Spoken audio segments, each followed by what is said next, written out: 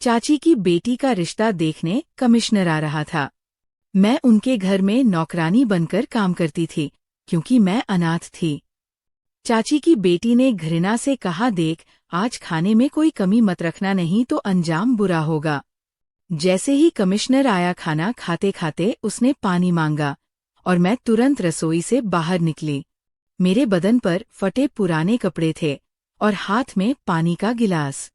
अचानक पानी उसकी कमीज पर गिर गया, जिस पर चाची ने झट से मुझे तमाचा जड़ दिया। तभी कमिश्नर गुस्से से उठ खड़ा हुआ और बोला, मुझे इसी लड़की से शादी। मेरा नाम रिया है। मेरे माता पिता इस दुनिया में नहीं रहे थे, इसलिए बचपन से मैं अपनी चाची के घर पल रही थी। उनके अपने भी बच्चे थे और उनमें से एक थी सोनिया, जो उनकी आंखों का तारा थी। पर मेरे लिए उनके मन में कोई ममता नहीं थी। उनके लिए मैं बस एक नौकरानी थी, जो दिन रात काम करे, बर्तन मांजे, कपड़े धोए, झाड़ू पोछा लगाए, खाना बनाए। पर कभी किसी ने प्यार से मेरा हाल नहीं पूछा। पिछले 8 वर्षों में मैंने बस यही सीखा था, मेहनत करना, सहना और चुप रह जाना। मैं इसी घर में बड़ी हुई थी। जब जवानी आई तो दिल में सपने भी जागे, मगर मैं जानती थी कि सपना देखना मेरे नसीब में नहीं। मैं सुंदर थी, गोरा रंग, चमकदार, बड़ी आंखें, साधारण कद पर हाव भाव में गरिमा, समझदार भी थी। भले पढ़ाई बचपन में ही छुड़वा दी गई थी। मुझे किताबें पढ़ने का शौक था। कभी सोनिया की पुरानी कॉपियां छुपकर पढ़ती, कभी अखबार के फटे पन्ने सहेजती। मुझे ज्ञान की चाह थी, जो चाची को बिल्कुल पसंद नहीं था। वह हमेशा कहती थी, नौकरानियों को पढ़ने की क्या जरूरत? उनका काम तो बस झाड़ू पोछा करना और बर्तन मांजना है। पढ़ने लिखने से उनके हाथ जैसे नरम पड़ जाते थे, जबकि सोनिया के साथ उनका बर्ताव बिल्कुल अलग था। उसकी पढ़ाई पर पैसे यूं बहाए जाते जैसे पानी हो। उसके लिए अच्छे कपड़े सिलवाए जाते, बढ़िया जूते मंगाए जाते। उसके कमरे में रंग बिरंगी चीजें भरी रहती, खुशबूदार तेल, शैम्पू, इत्र, सब कुछ। और मैं तो बस पुराने कपड़ों में उसी के हुक्मों पर चलने वाली एक दासी की तरह रहती थी। मगर जब भी हम कहीं साथ खड़ी होती, मैंने हमेशा यही देखा कि मेरी सादगी उसकी साज सज्जा पर भारी पड़ जाती थी। वह चाहे जितना बंद स्वर ले, मेरे फटे पुराने लिबास में छिपी मासूमियत के सामने फीकी पड़ जाती। शायद इसी वजह से वह मुझसे हमेशा जलती रहती थी। मेरे चाचा को भी मुझसे कोई खास लगाव नहीं था। वह ज्यादातर अपने कारोबार में उलझे रहते और कभी कभार बस इतना कह देते, मेहनत से काम करो बिटिया, पर उस लहजे में भी स्नेह नहीं होता था। चाची ने तो मुझे घर की नौकरानी ही समझ रखा था और उनकी बेटी सोनिया के आगे मैं बस एक परछाई थी, हमेशा काम में डूबी रहने वाली। मन में घुटन होने लगती तो मैं घर के पीछे वाली झुग्गी बस्ती में चली जाती। वहां के मासूम बच्चों के नंगे पांव मिट्टी में खेलते चेहरों पर हंसी देखकर मुझे राहत मिलती। मैं उनके हाथ पांव धो देती, घावों पर दवा लगाती, जो थोड़ा बहुत मेरे पास होता उन्हें खिला देती और उनके साथ कुछ पल बिताकर मेरा मन हल्का हो जाता, जैसे वही मेरे असली अपने हो। दिन का बाकी समय घर के कामों में ही बीतता। बर्तनों की खनक, झाड़ू की सरसराहट, तंदूर की गर्मी में थक जाती। पर कभी किसी ने मेरी तारीफ नहीं की, ना ये पूछा कि मुझे भी कुछ चाहिए या नहीं। अब मेरी तरह सोनिया भी जवान हो चुकी थी और उसके लिए रिश्ते ढूंढे जा रहे थे। मगर चाची के तीखे स्वभाव के कारण रिश्तेदारों ने हाथ खड़े कर दिए थे, इसलिए बाहर से रिश्ते बुलवाए जा रहे थे। एक दिन जब महिला रिश्ता लेकर आई, मैं चाय नाश्ता बनाकर चुपचाप खड़ी रही। उसने सोनिया से पूछा, बेटी, तुम्हें खाना बनाना आता है? तो सोनिया ने तुरंत शिकन और तीखे स्वर में कहा, आपको शादी करनी है या मुझसे खाना बनवाना है? उसकी बदतमीजी से सब सन रह गए। महिला ने ना खुशी जताई और चली गई। ऐसा 3-4 बार हुआ। हर बार कोई रिश्ता आता और सोनिया अपनी तेज जुबान से बात बिगाड़ देती। एक दिन एक रिश्ता आया जो खुद चाची को बहुत पसंद था। लड़का अमीर था, कारोबार करता था और सबसे बड़ी बात यह थी कि उसके घर में ना कोई ननद थी, ना भाभी, ना सास। वह बिल्कुल अकेला था। चाची को लगा कि ये रिश्ता सोनिया के लिए बिल्कुल सही है। लेकिन जैसे ही सोनिया ने उस लड़के को देखा, उसके चेहरे पर नापसंद की परछाई उतर आई। उसने कहा, मैं कभी भी किसी गंजे आदमी से शादी नहीं करूंगी। उसके सिर पर बाल तक नहीं है। मैं अपना जीवन किसी गंजे पुरुष के साथ नहीं बिता सकती। चाची ने बहुत समझाया कि पति के बाल नहीं, उसका स्वभाव और कमाई देखी जाती है। मगर सोनिया ने एक ना सुनी और अपनी जिद पर अड़ी रही। इससे चाची मायूस रहने लगी और रोज उन्हें चिंता घेरती रहती कि उनकी बेटी के नखरे कब खत्म होंगे।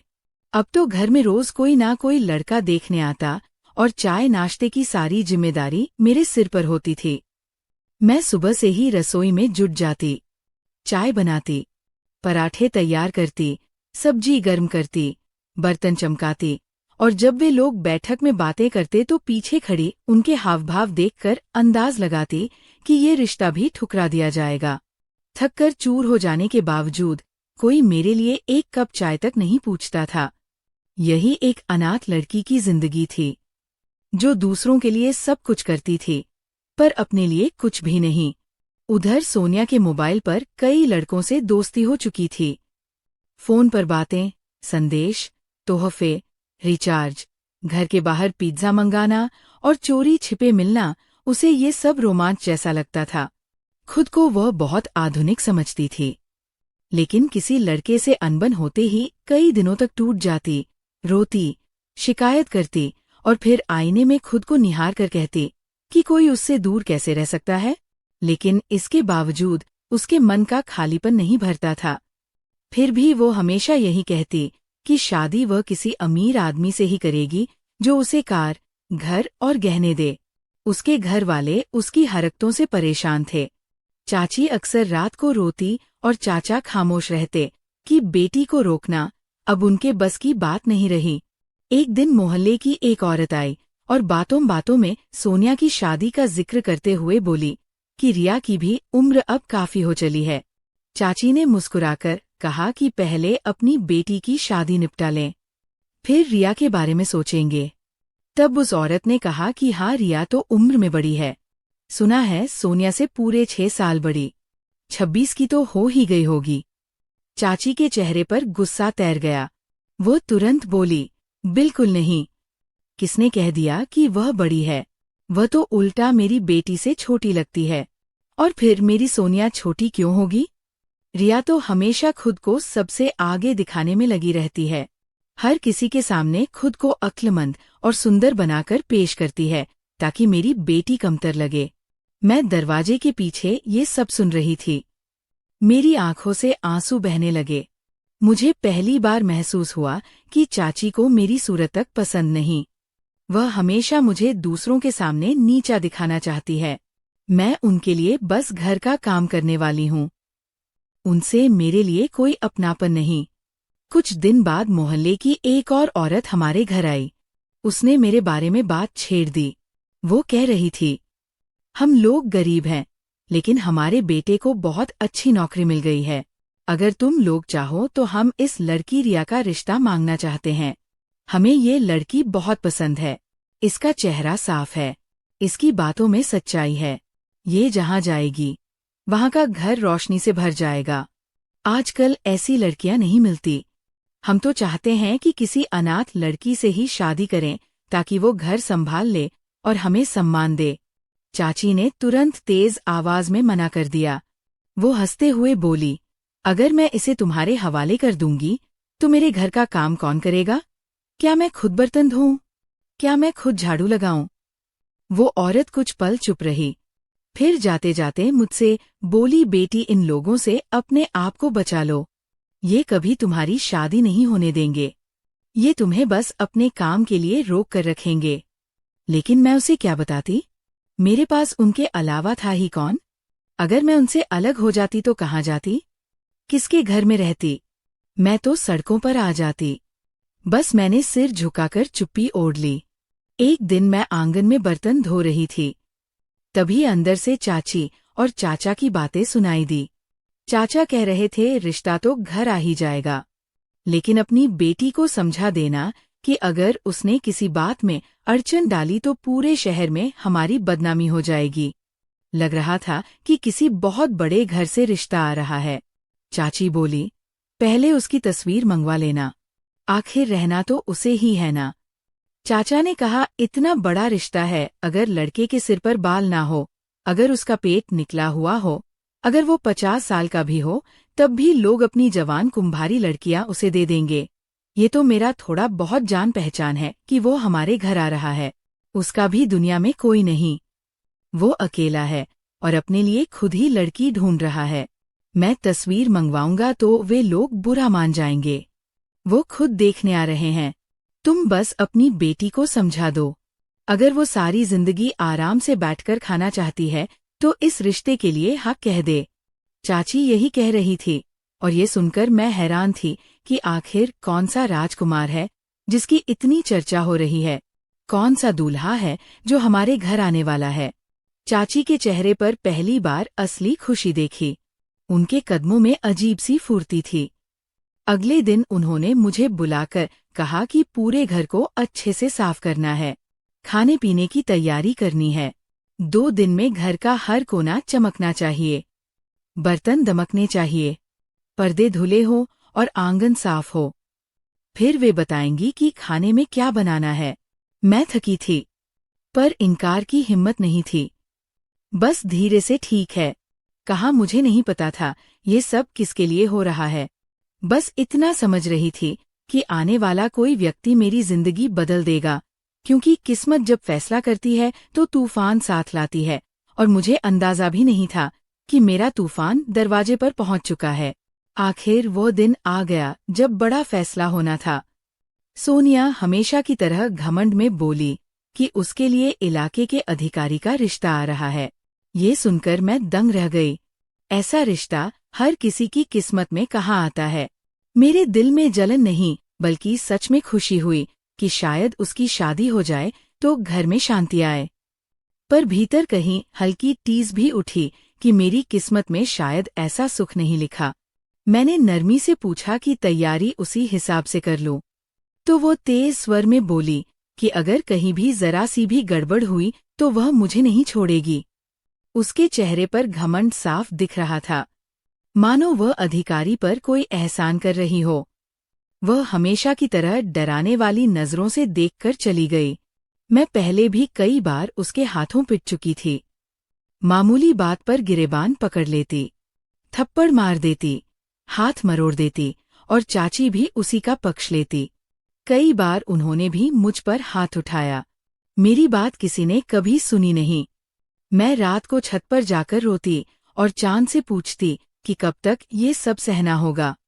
पर मेरे पास ना कोई अपना था ना कहीं जाने की जगह। मेरा एकमात्र सहारा गरीब बस्ती के वे बच्चे थे, जिनकी मासूम मुस्कानें मेरे टूटे मन को सहलाती। मैं उनके घाव साफ करती, हाथम धुलवाती, थोड़ा बहुत खाना बांट लेती। वही पल मेरी जिंदगी के मीठे पल थे, जहां कोई मुझे बुरा नहीं कहता था। अब उस बड़े रिश्ते के स्वागत का वक्त था। मैंने घर का हर कोना चमकाया, फर्श धोए, जाले उतारे, पर्दे धोए, बर्तन चमकाए, कमरे खुशबू से भर दिए। फिर खाने की तैयारी शुरू की और जी जान लगाकर कई तरह के व्यंजन बनाए। 2 सब्जियां, चिकन कोरमा, टमाटर और साथ में 2 तरह के कबाब भी तैयार किए। शामी कबाब और सीख कबाब दोनों बनाए गए थे। साथ ही 2 तरह के रायते तैयार किए गए, एक में पुदीना और दूसरे में बारीक कटा हुआ खीरा। इसके अलावा चटनी, सलाद और मीठे में सवैया भी बनाई, और घर के वे सब अच्छे बर्तन निकाल लिए गए जो सिर्फ खास मौकों पर ही निकाले जाते हैं। मैं सुबह से शाम तक रसोई में पसीना बहाती रही। इतना थक गई थी कि बदन टूटने लगा था, पर किसी ने एक बार भी नहीं कहा कि जाकर थोड़ा बैठ जाओ। उल्टा चाची बार बार आवाज लगाती रही, ये काम रह गया है, वो काम भी कर दो। जब सारी तैयारियां पूरी हो गई तो वह रात भी आ पहुंची जिसका पूरे घर को इंतजार था। खबर मिली कि वह लड़का अधिकारी खुद आ रहा है, और ये सुनते ही घर में हलचल मच गई। क्योंकि ऐसे बड़े ओहदे वाले लोग आमतौर पर अपना कोई आदमी भेज देते हैं, लेकिन हमें बताया गया कि वह बिल्कुल अकेला रहता है। अभी अभी अधिकारी बना है। उसके पास सरकारी गाड़ी और मकान है। माता पिता दोनों नहीं रहे, इसलिए रिश्ता देखने खुद ही आ रहा था। और उसके साथ उसका एक दोस्त भी था, जो मेरे चाचा का जानने वाला निकला। चाची ने पहले ही सोनिया को समझा दिया था कि अगर रिश्ता अच्छा लगे तो बिना नखरेहा कह देना, मगर सोनिया के जिद्दी और घमंडी स्वभाव को सब जानते थे। आखिर वो घड़ी भी आ गई जब अधिकारी हमारे दरवाजे पर पहुंचा, और जैसे ही वह भीतर आया घर का माहौल बदल गया। हमने सोचा था कि अधिकारी कोई 40 से 50 साल का होगा, लेकिन वह तो जवान, आकर्षक, प्रभावशाली व्यक्तित्व वाला निकला। करीब 6 फुट लंबा उजला रंग, चेहरे पर नरमी और आत्मविश्वास का मेल, सलीके से सवरे बाल और जादुई आंखें। उसका नाम साहिल था। नाम भी ऐसा कि सुनते ही दिल ठहर जाए। चाची ने उसे सम्मान से बैठाया, चाय नाश्ता सामने रख दिया, और मैं पर्दे के पीछे से देख रही थी कि वह बार बार किसी को फोन कर रहा था, मानो कोई जरूरी बात हो। रात का खाना घर पर ही रखा गया था, और मैं रसोई में सब्जी गर्म करने और मीठा कटोरियों में डालने में लगी थी। तभी सोनिया मेरे पास आई, चेहरे पर खुशी लिए बोली, मुझे ये रिश्ता मंजूर है। कितना सुंदर आदमी है, ऊपर से बिल्कुल अकेला, ना सास ना ननद, सरकारी घर, सरकारी गाड़ी। मैं तो जिंदगी भर राज करूंगी। वह मुझे चिढ़ाने के लिए कह रही थी, पर मुझे उससे कोई नफरत नहीं थी। मैंने बस कहा, अच्छा है, अगर तुम्हें खुशी मिली है तो मैं दुआ करती हूँ कि तुम्हें यही रिश्ता मिले, क्योंकि मेरे मन में यही इच्छा थी कि अगर वह इस घर से ब्याह कर जाए तो शायद मेरे हिस्से में कुछ शांति आ जाए। लेकिन मुझे क्या पता था कि ये रात मेरी किस्मत का नया मोड़ बनकर आएगी। खाना लग चुका था, सब लोग बैठे थे, और जब मैं थालियां रख रही थी तब मैंने महसूस किया वह युवक साहिल बार बार मेरी ओर देख रहा था। मैंने पहले तो अनदेखा किया, लेकिन फिर महसूस हुआ कि वो सचमुच मुझे ही देख रहा है। मैं हैरान थी, आखिर वह मुझे क्यों देखेगा? मेरे तो फटे पुराने कपड़े थे, बाल बिखरे हुए थे, और चेहरे पर थकावट साफ झलक रही थी। वह तो सोनिया को देखने आया था। सोनिया को तो पाल ले जाकर खासतौर पर तैयार करवाया गया था। वह रोशनी में किसी गुड़िया सी चमक रही थी। उसके चेहरे पर घमंड और आंखों में ये खुशी थी कि उसकी किस्मत अब बदलने वाली है। सबने कहा कि खाना सब साथ बैठकर खा लेते हैं ताकि लड़का और लड़की एक दूसरे को देख लें, क्योंकि जब लड़का खुद रिश्ता देखने आ गया था तो रस्म और रिवाज की इतनी सख्ती भी जरूरी नहीं। मेरी चाची और चाचा की पूरी कोशिश थी कि जल्दी जल्दी सब बातें तय हो जाए, ताकि कमिश्नर जैसा रिश्ता हाथ से ना निकले। सब लोग टेबल के चारों ओर बैठ गए। साहिल भी बैठा। उसके चेहरे पर नरमी और गरिमा दोनों थी। मैं रसोई से थालियां और कटोरियां निकाल कर रख रही थी। अचानक मुझे लगा कि सब्जी में मिर्च ज्यादा हो गई है, लेकिन मैंने सोचा शायद सब लोग सहन कर लेंगे। जैसे ही साहिल ने पहला निवाला लिया, उसके चेहरे का रंग बदल गया। वह पानी ढूंढने लगा और मैं भागकर पानी लेने गई, क्योंकि मैं इतने कामों में उलझकर पानी का जग रखना भूल गई थी। जैसे ही गिलास लेकर मुड़ी, मेरा पाँव फिसल गया और पानी सीधा साहिल के ऊपर गिर गया। पल भर में कमरे में सन्नाटा छा गया। सबकी नजरें मेरी ओर उठ गई। चाची के चेहरे पर गुस्से की बिजली दौड़ गई और वह चिल्लाई, ये क्या कर दिया तुमने? सारा माहौल खराब कर दिया। फिर उन्होंने मेरे गाल पर जोरदार थप्पड़ जड़ दिया। अगर साहिल ने मुझे तुरंत पकड़ ना लिया होता तो मैं गिर जाती। उसने मुझे थामा जैसे कह रहा हो, तुम अकेली नहीं हो। वह बोला, क्या आपके घर में बच्चों के साथ ऐसे हाथ उठाते हैं? और ये कैसी परवरिश है आपकी बेटी की जो मेहमानों के सामने किसी पर हाथ उठा दे? चाची का रंग उड़ गया। वह बोली, नन्ही, ये नौकरानी नहीं है, ये तो मेरे देवर की बेटी है। हम इसे अपने ही बच्चों जैसा रखते हैं।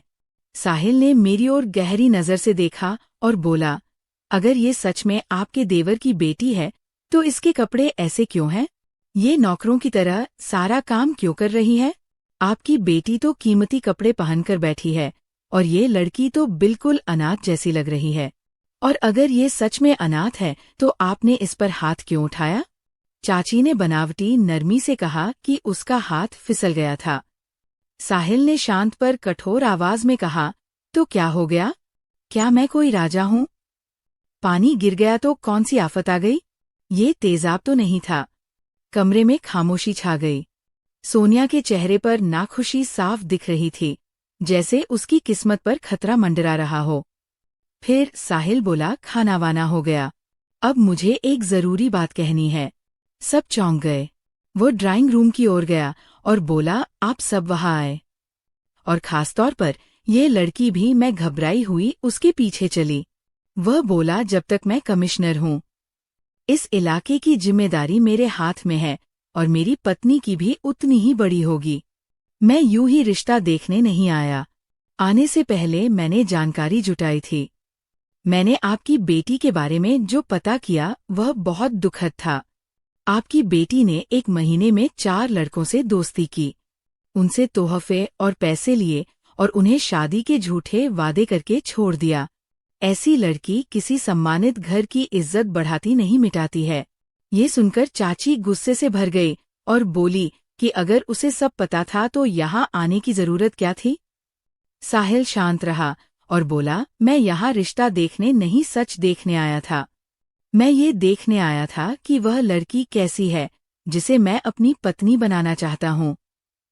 क्योंकि मैं पहले ही तय कर चुका था कि मैं सोनिया से नहीं बल्कि इस घर की दूसरी लड़की से शादी करूंगा।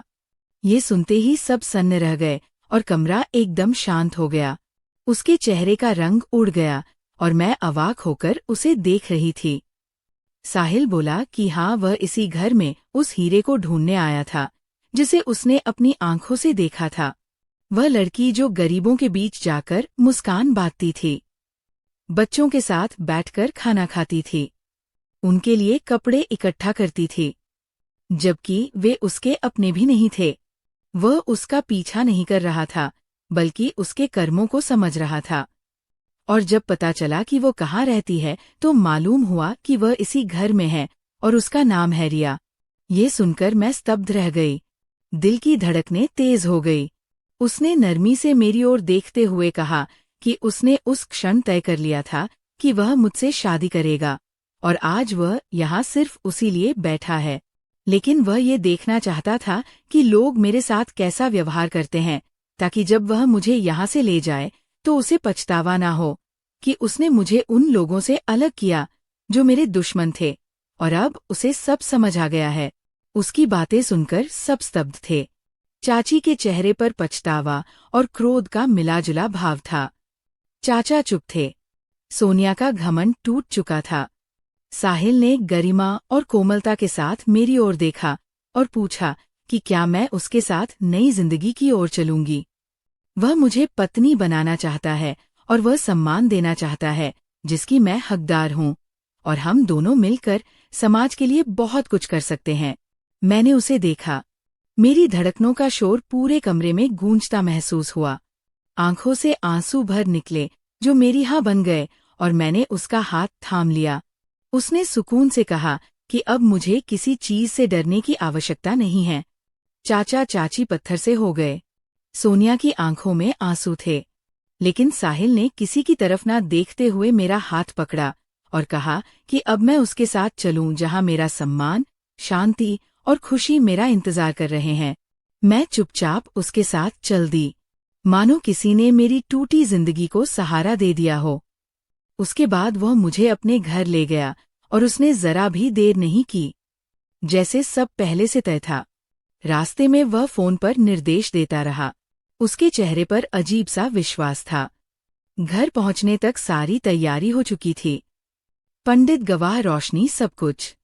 अंदर जाते ही उसने कहा कि वह मुझे बिना संबंध के इस घर में एक पल भी नहीं रखेगा, क्योंकि मेरी गरिमा उसकी जिम्मेदारी है, और भीतर जाने को कहा जहां एक स्त्री मुझे तैयार करने के लिए थी। मैंने पूछा कि इतनी जल्दी। उसने कहा कि कुछ निर्णय सोचने के लिए नहीं होते, निभाने के लिए होते हैं, और ये निर्णय उसने बहुत पहले कर लिया था। कमरे में एक सौम्य औरत ने मुझे सफेद वस्त्र में तैयार किया। मैं कांप रही थी। दिल तेजी से धड़क रहा था। आईने में खुद को देखकर लगा कि मैं वो नहीं रह गई हूँ जिसे लोग आदेश देते थे। मैं एक नई दहलीज पर थी। थोड़ी देर में शादी की रस्म पूरी हुई।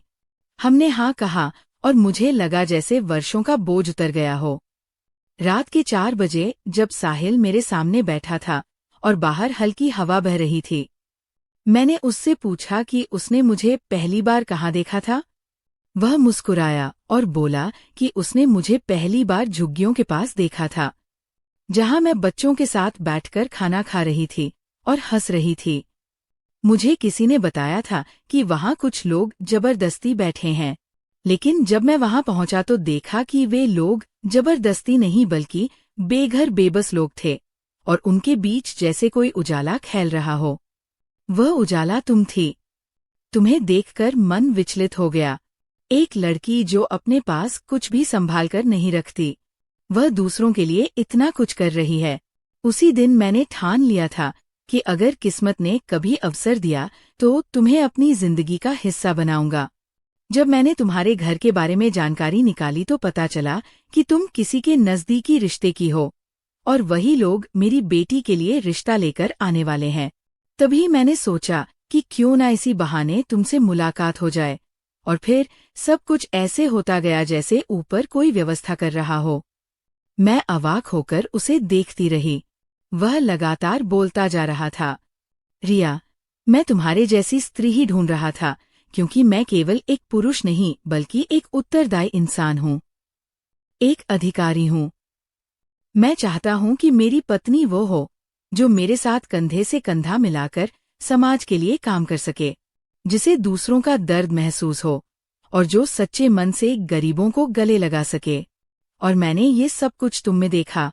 इसी कारण मैंने तुमसे शादी की ताकि हम दोनों मिलकर इस दुनिया में कुछ अच्छा कर सकें। उस दिन के बाद हमारी जिंदगी बदलने लगी। हर सुबह एक नया उत्साह लेकर आती और हम दोनों एक दूसरे के साथ खड़े रहते।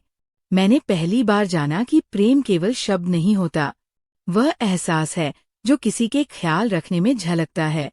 साहिल हमेशा कहता, अब तुम अकेली नहीं हो, तुम्हारे सपने मेरे सपने हैं। हम दोनों एक ही उद्देश्य की यात्रा पर हैं। जब भी वो दफ्तर से लौटता सबसे पहले मुझे बुलाता, चलो देखो आज किसकी मदद करनी है। कभी हम किसी मजदूर के घर जाते जहां बच्चे भूखे होते, कभी किसी बीमार के लिए दवाई लाते, कभी किसी अनाथ लड़की की शादी करवाते तो कभी झुग्गियों के बच्चों के लिए स्कूल की व्यवस्था करते। मैं हर जगह उसके साथ जाती और वह मुझे गाड़ी में बैठाकर कहता, अब तुम केवल मेरी पत्नी नहीं, इस पूरे इलाके की माँ हो।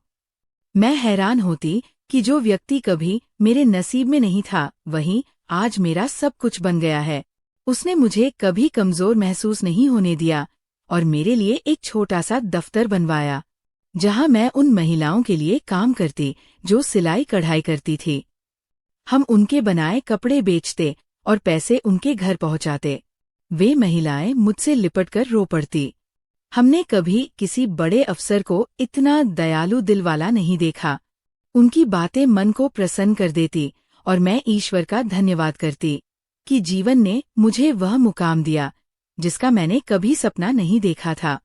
रातों को जब थकावट घेर लेती मैं उसके साथ बगीचे में चली जाती और वो आसमान की ओर देखकर कहता, रिया, मैं चाहता हूँ कि जब मैं इस दुनिया से जाऊं लोग मुझे मेरे पद से नहीं बल्कि मेरे कामों से याद करें।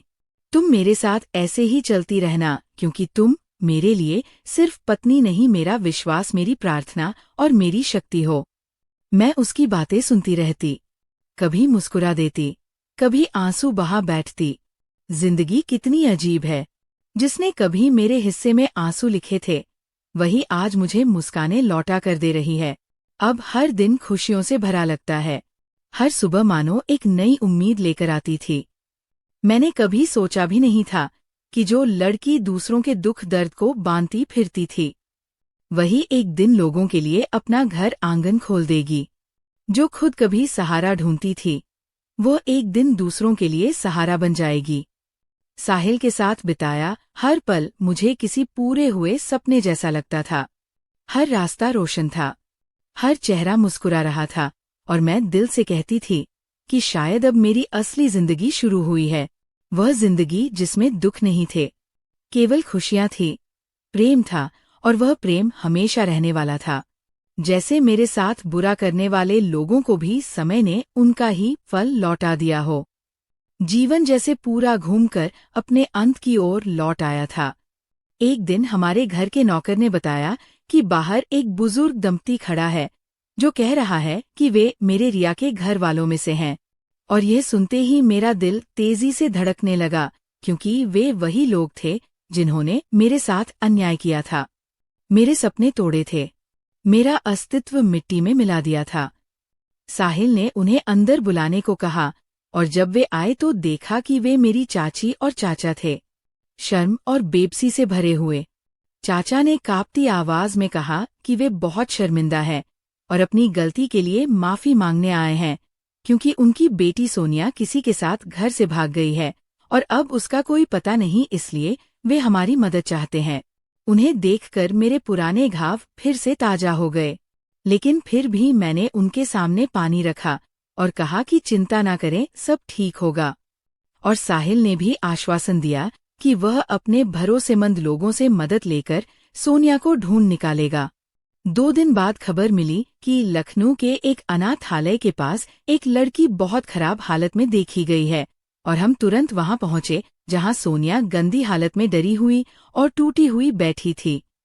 मैंने उसे गले लगाया, पर वो बिल्कुल खामोश थी, और चाची उसे देखकर फूट फूट कर रोने लगी, अपने किए पर पछताती हुई। मैंने उन्हें समझाया कि किसी के साथ बुरा नहीं करना चाहिए, क्योंकि समय हमेशा लौट कर आता है। सोनिया को घर ले जाया गया, लेकिन वो पहले जैसी नहीं रही। उसकी आंखों में गहरी दहशत थी और वह किसी से बात नहीं करती थी। मैं कई बार उससे मिलने जाती थी, लेकिन एक दिन साहिल ने नरमी से कहा कि अब मुझे बार बार वहां नहीं जाना चाहिए, क्योंकि कभी कभी जिंदगी इंसान को इतना तोड़ देती है कि उसे केवल वक्त ही संभाल सकता है। मैंने उसकी बात मानकर खुद को अपने घर परिवार में व्यस्त कर लिया, और धीरे धीरे मेरी जिंदगी में सचमुच शांति लौट आई। मैं माँ बन चुकी थी और मेरे घर में खुशियों का माहौल था। मेरा बेटा मेरे लिए रोशनी की किरण था, जिसे गोद में लेते ही मेरी सारी तकलीफें मिट जाती थी। मेरा पति साहिल भी बहुत खुश और पहले से ज्यादा दयालु हो गया था।